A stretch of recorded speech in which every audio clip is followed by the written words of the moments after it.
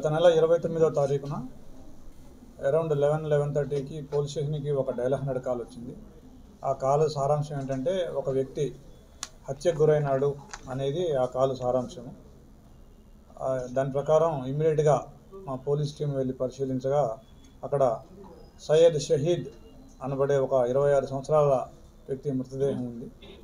అది ఆ మృతదేహం చూసిన తర్వాత మళ్ళీ ఇమ్మీడియట్గా మా పోలీస్ టీము ఆ ఏరియాని పరిశీలించగా తర్వాత ఇన్ఫర్మేషన్ తీసుకోగా మనకి కొద్దిమంది వ్యక్తులు ఇతన్ని మర్డర్ చేసినారు అనే సమాచారం వచ్చింది. ఇతను బేసిక్గా ఇతను ఒక రౌడీ షీటరు. ఈ షహీద్ ఎవరైతే ఉన్నాడో ఇతను రౌడీ షీటరు. ఇతనికి ఒక మిత్ర బృందం ఉంది. ఆ రోజు ఏం జరిగిందంటే యాక్చువల్గా ఒక 9 మంది వ్యక్తులు వీళ్ళందరూ కూడా ఒక పవన్ అనే ఒక వ్యక్తి యొక్క బర్త్డే చేసుకోవడం కోసం ఆ ఏరియాకి వెళ్ళినారు.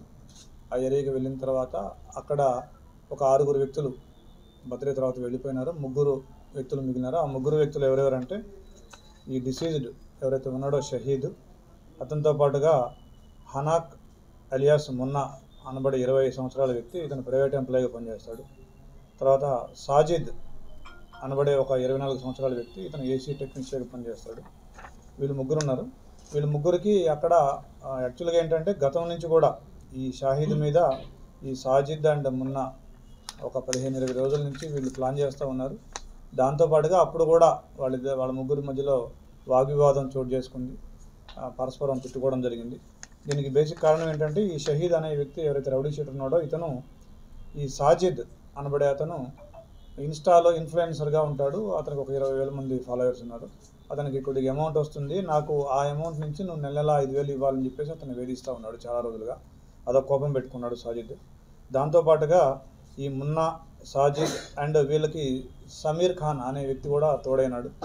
ఈ మున్నా అండ్ సమీర్ ఖాన్కి ఏంటంటే ఈ షాహీద్ ఈ ఏరియాలో రౌడీ షీటర్గా తిరుగుతున్నాడు, బోరబండ ఏరియాలో.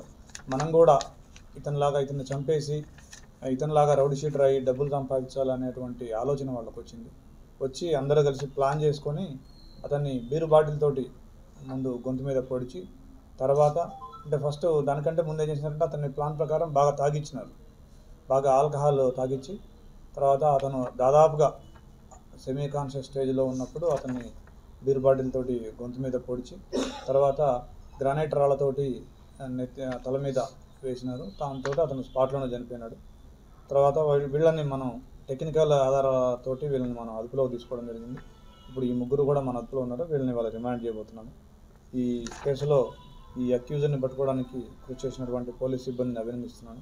అదేవిధంగా ఈ 3లో A3 ఎవరైతే ఉన్నాడో సమీర్ ఖాన్, ఇతని మీద ఆల్రెడీ 4 కేసులు ఉన్నాయి. 2020లో జూబ్లీ హిల్స్ పోలీస్ స్టేషన్లో, 2022లో సనత్ నగర్లో, 23లో SR నగర్లో, 24లో బాచుపల్లిది మర్డర్ కేసు, మిగతా 354 అండ్ దొంగతనాల కేసులు 2 ఉన్నాయి. ఇతను రౌడీ షీట్ ఆల్రెడీ ఇతనికి బోరబండ పోలీస్ స్టేషన్లో ఇతనికి రౌడీ షీట్ కూడా ఓపెన్ అయి ఉంది.